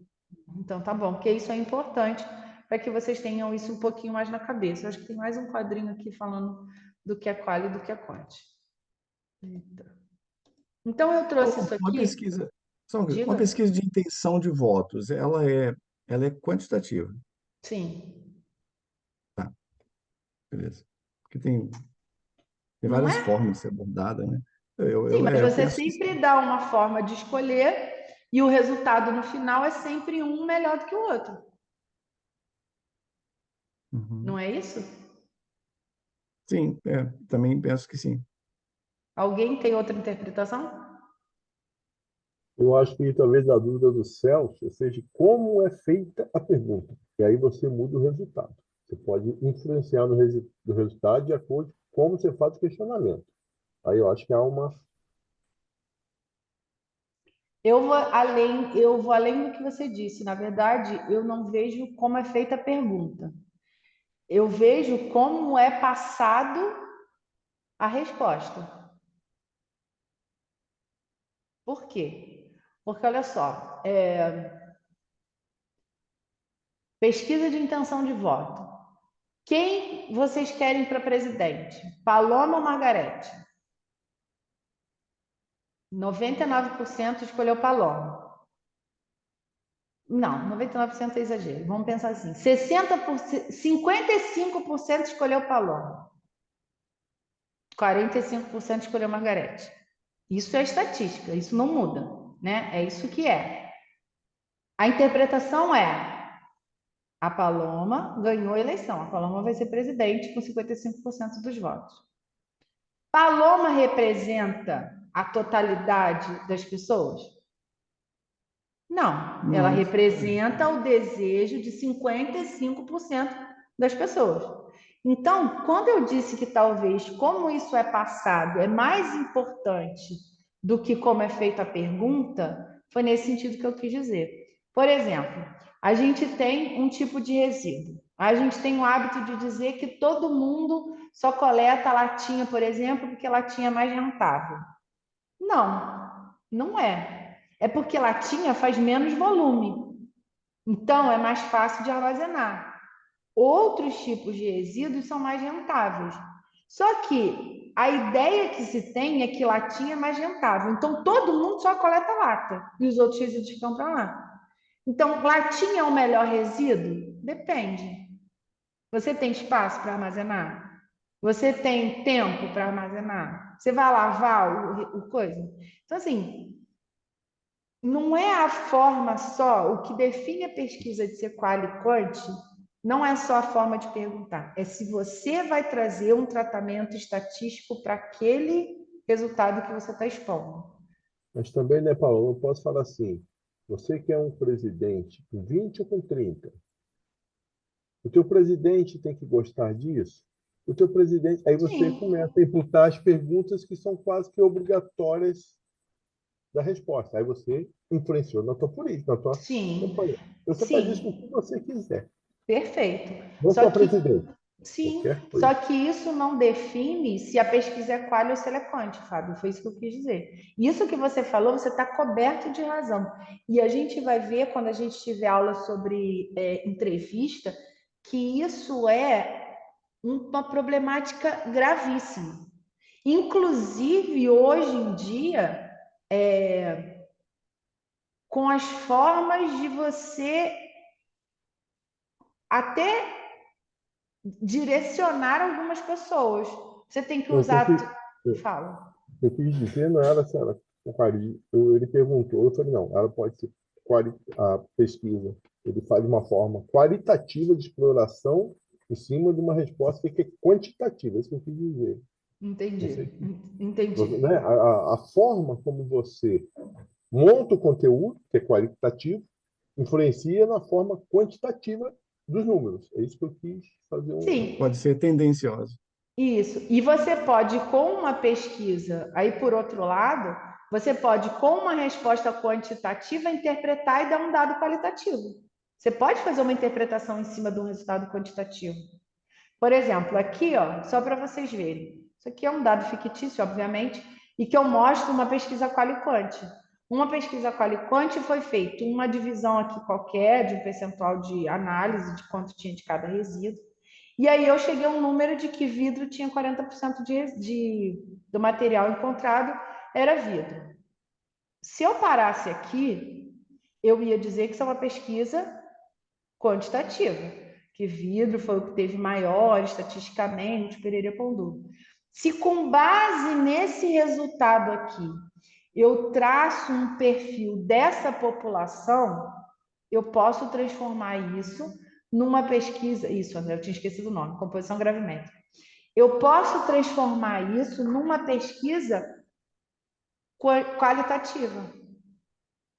Vocês já ouviram as estatísticas falando que de não sei quantos anos para cá, o que a gente mais tem produzido é plástico, isopor e aquele plástico filme? É o tipo de resíduo que é mais encontrado? Isso é uma característica de quê? Vocês sabem? Sociedade de alto consumo. Antigamente, quando a gente era todo mundo pobre, quando a gente ia no mercado, a gente levava o quê? Uma sacola. E vinha banana misturada com laranja, com limão, maçã, tudo na mesma sacola. Hoje a gente tem uma bandeja de isopor com uma fruta dentro, completo, enrolado com envelope plástico, que você bota no outro saquinho, que você bota numa sacola, que você traz numa bolsa e aquilo tudo vira lixo. Quando a gente tem, por exemplo, uma composição assim gravimétrica, uma análise gravimétrica desse tipo de resíduo, a gente consegue inferir, cara, olha só, aquário entrando, características daquela população com base nesse resíduo. Vassouras, por exemplo. A época que Vassouras mais produz resíduo de vidro e de lata, de metal, vocês sabem qual é? O ouro aí. Jogos universitários. Jogos universitários. Aí você olha um mês, se você não sabe que os Jogos Universitários acontecem no município, você olha lá, outubro.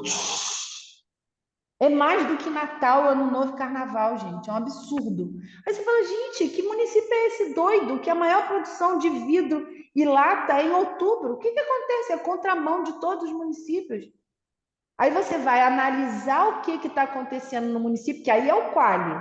É isso que eu quero mostrar para vocês. O que acontece no município? Nessa época do ano a gente tem um aumento de não sei quanta população, e é uma população característica, porque consome bebida, porque consome descartável. Então, você tem um tipo de resíduo específico para essa geração, para essa faixa etária, para esse tipo de atividade que eles estão desenvolvidos. Então, você deixou de sair de uma pesquisa quant e explicou aquele resultado. Então, você trouxe um caráter qualitativo para a sua pesquisa. Entenderam? Sim, Gente, a sim. carinha de vocês está engraçada, vocês estão me assustando. Não, é que, na verdade, eu não sei, o Arthur, o pessoal, a gente na indústria normalmente faz muito isso, que você pega números e depois tem que ver quais são os pontos fora da curva. Se você tem um ponto fora da curva, você tem que pesquisar por que aquele ponto fora da curva. Aí você sai de uma pesquisa quantitativa todo Exato. dia, gráfico, e aí você vai, no meu caso, trabalhava com energia elétrica. Por que está tão alto o número de interrupções nessa época? Aí você vai lá, porque choveu, deu trovoada, caiu, e aí Perfeito. a gente já E se sabe. você. E interessante, Aí as Fábio. equipes já são preparadas no verão, maior quantidade de equipe, maior turma, qual cidade que é pior? Aí você faz todos os deslocamentos, a preparação. Carnaval, se eu estou em Vassouras é uma quantidade, se eu estou em Volta Redonda é outra. Volta Redonda todo mundo sabe é para Vassouras, então tem que reforçar minha Vassouras. Não é assim, ninguém vai ficar Carnaval em Volta Redonda respirando aquele pó preto. Você vai lá para ver, tomar um cafezinho no circuito do Vale. Mas isso é interessante você trazer isso, porque como a gente está exemplificando aqui, que é a característica da pesquisa quant, com um dado só você não consegue explicar. Porque se eu viro para você e falo assim, você vira para mim e fala assim, Paloma, nós tivemos 30 interrupções hoje. Isso é muito? Isso é pouco? Isso está no padrão? Isso é... Então, o dado quant, ele precisa ser comparado. Ele precisa de dados para a gente comparar. Você vai ter que dizer, esses números aqui, eles estão exacerbados, eles estão fora da curva, eles estão abaixo da curva, eles foram muito, eles foram pouco, para entender. É o famoso tratamento estatístico que você tem que dar a Exato. informação. Exatamente. E aí você tem que fazer, junto com a estatística, analisar o contexto. Beleza, eu tenho 30, vamos supor, eu tenho 30 interrupções. Mas em contrapartida eu tinha 10, agora eu tenho 30. Mas em contrapartida eu subi de 1.000 pontos para 10.000 pontos. Nossa, então eu não tive um aumento de interrupções, eu aumentei a quantidade de pontos de fornecimento. Olha só como que as interpretações podem ser levadas assim, a um entendimento falso. A maioria dos rios amazônicos, eles têm um pH muito baixo, em torno de 5, né? pH ácido. E uma demanda bioquímica de oxigênio, né? que a gente chama de DBO, é mais elevadas que rios normais, o que indica que é um sinal de poluição.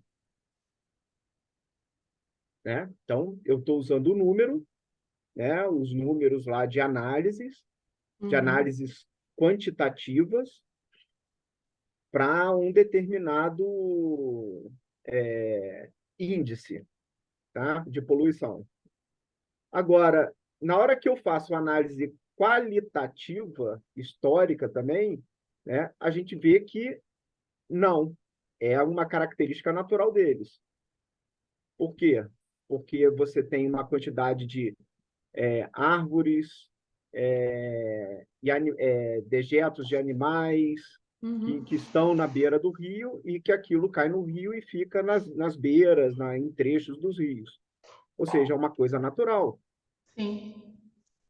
Então, assim, se você não fizer esse quali-quanti, você não a mesma consegue. coisa, você não consegue distinguir. A mesma coisa que você fala aqui do seu lixo. Né? Você tem 10% de lata, 40% de vidro, 27% de papel e 11% de rejeito. Beleza. Agora, os 27% de papéis, quantos por cento deles podem realmente ser reutilizados? Exato. Que tipo de papel é? Que tipo de material? Que tipo de papel? Mais ainda, de onde veio esse tipo de resíduo? Isso é o resíduo comum, domiciliar? Porque se você falar assim, papel, eu posso pegar aqui do meu, assim, de longe e falar assim, pô, mas será que papel higiênico ela está contando como papel também? Exato. Eu ia Sim, com falar, ô, certeza. Rafael, só cortando, a Paloma falou uma coisa como engenheiro, eu lembrei de uma frase quando eu trabalhava na área que eu detesto. Até quando eu faço uma pergunta que eu estou viajando. Onde fica isso? Ah, logo ali. É perto, é longe. É isso Nossa, aí. os piores números que tem para mim. É perto, é longe, é pequeno, é grande. E isso me deixa extremamente Ah, mas aí eu irritado. aprendi a conviver isso daí depois que eu fui morar em Minas. E realmente isso acontece. Isso aí, pessoal, é isso mesmo. O pessoal das exatas aí tá nervoso que a gente está tentando botar na cabeça deles que a gente consegue explicar sem usar números. Você tá vendo, né, André? Eu estou tentando aqui há mais de uma hora mostrando para eles que a gente consegue explicar o mundo usando só palavras sem usar números. Pequeno quanto? Grande quanto? Pequeno para quem, né? Muito para quem? É igual rico, né? Rico, não, coitado, o cara perdeu 1 milhão, ficou pobre. Porra, quem tem 1 milhão para perder não fica pobre, meu amigo. O cara já é rico, né? Se ele perdeu 1 milhão, ele tinha muito mais. Então, pessoal, assim, eu acho que hoje, não sei se tem mais alguns slides para passar, mas hoje a ideia que eu tinha para vocês, não, vou parar aqui mesmo que a gente vai entrar num outro conteúdo, era dividir essa questão do que é quali e do que é quanti para que isso ficasse bem na cabeça de vocês. Duas tarefas para a próxima semana. Vou interromper aqui.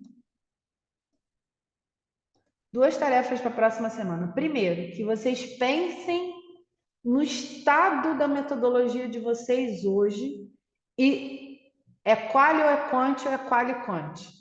Quero isso para a gente trazer na próxima aula. E segunda atividade para a próxima aula. Eu quero que vocês comecem a fazer uma lista das palavras-chave para a gente fazer a busca bibliográfica, porque na próxima aula, eu já reservei aqui o laboratório de informática, a nossa aula vai ser no laboratório de informática 3, eu vou passar lá no grupo certinho, e a gente vai fazer a busca bibliográfica. Então, na hora, a gente tem 3 horas de aula só, ninguém vai poder ficar perdido pensando. Então, na hora da aula, eu preciso que vocês já saibam o que vocês vão buscar e já façam a atividade em sala, tá? A gente vai fazer a busca bibliográfica dentro da sala de aula, aqui na universidade, na próxima aula. Podem trazer notebook, mas eu sugiro que vocês usem o computador. Eu até tinha dito na semana passada para vocês trazerem notebook, mas eu lembrei de uma coisa. A gente vai precisar de acesso à internet e vocês não têm o voucher para acessar a internet aqui da universidade, né? Então, é mais interessante que vocês usem o próprio computador do laboratório de informática, tá? Depois pode... Oi. Mas isso eles conseguem resolver lá no dia. Mas a gente tem aula sábado à tarde, Vitor. Não tem ninguém aqui no dia. Sábado à tarde não fica ninguém lá. Então, assim, eu No sugiro... laboratório fica, na aula do Marco tinha sempre um rapazinho lá que dava o suporte pra gente pela internet. O André Entendi. lembra. Mas então, assim, se vocês quiserem arriscar, ok. Então, quem quiser trazer, traz. Mas, de qualquer forma, eu não garanto internet, porque eu pedi a internet para o meu notebook. Esse meu tem 3 dias, eu só recebi hoje. Então, eu acho muito arriscado contar com a possibilidade de não ter e ficar sem atividade. Por isso que eu reservei. Então, assim, quem quiser trazer e tiver, ok. Se não, a gente vai ter o computador lá para vocês usarem e fazer a busca na base de dados. Certinho? Como você diz palavra-chave relacionada ao nosso Ao projeto. seu isso. projeto, ao Tá, projeto sim. de vocês, tá? Faz uma listinha mesmo, anota, bota aí num bloquinho de notas, anota para chegar aqui e saber o que pesquisar. Mesmo o pessoal que está mais adiantado, tá? Pesquisar, o pessoal que está mais adiantado, segundo período, vamos fazer isso também, vamos fazer esse exercício, vamos conhecer outras bases de dados para buscar, porque às vezes a gente acha que não está encontrando um artigo e tem um monte de buraquinho, umas caverninhas lá que eles gostam de se esconder. Tá bom? Pessoal, alguma dúvida? Querem fazer algum comentário? Não? Então tá bom. Então, obrigado, bom final de semana. Semana que vem aula presencial, não esqueçam. Tá bom? Isso. Beijo, gente. Tá bom. Tchau, tchau. Tchau, Tchau, tchau. beijo. Tchau, bom Boa semana Obrigado, pra todos Paulo. aí. Tchau, boa Bom semana. final Um de abraço semana. para todos. Pra vocês Obrigado. também.